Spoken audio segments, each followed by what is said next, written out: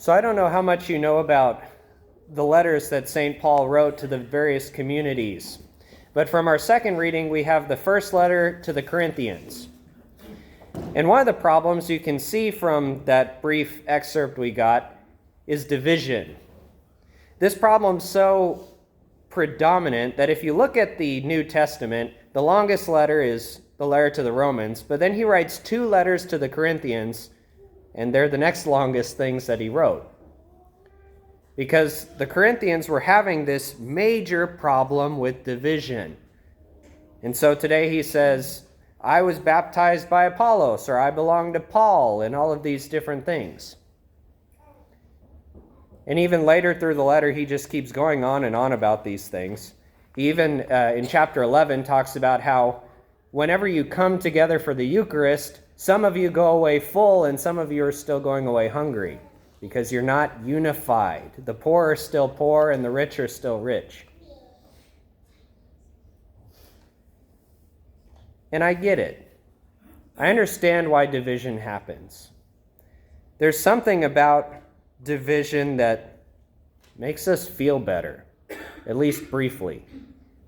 Think about the reason why you gossip. You want to talk about somebody and talk about what they're doing wrong. Why? Because on some level it makes you feel better about your own situation and what's going on. I think that's why things like Maury Povich and Jerry Springer are so popular, and they're still going. Because you want to say, well, at least my life's not as bad as that.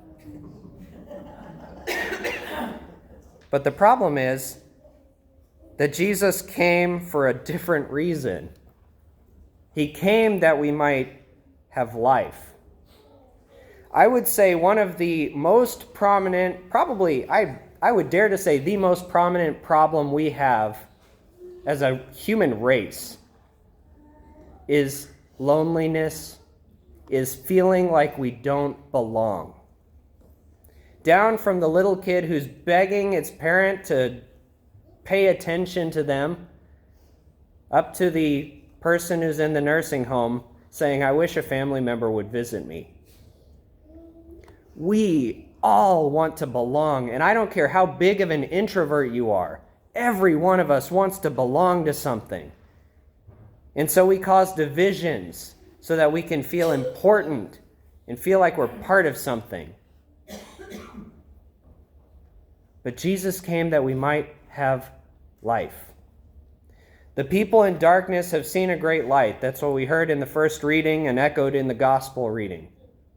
Jesus has come to unite us to his Father so that we don't have to do this human life thing alone anymore.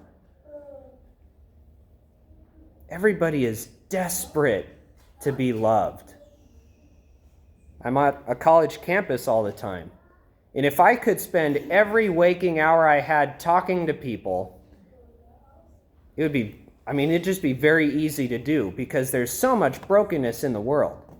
And I'd imagine there's maybe even a little bit in this place. We all want to belong. We all want so desperately to be a part of something. And I think knowing that, maybe we can be some of that force to welcome somebody in. I know it's hard to preach the gospel. I know it's intimidating. But what if we just start with friendship? What if we just start to be authentically who we are with people around us? Every one of us wants friends. Every one of us wants relationships. So I encourage us all, as we continue to move through life, to keep reaching out, to keep trying to fight this epidemic that's going on in the world, to cast out division, and to just be a friend to people.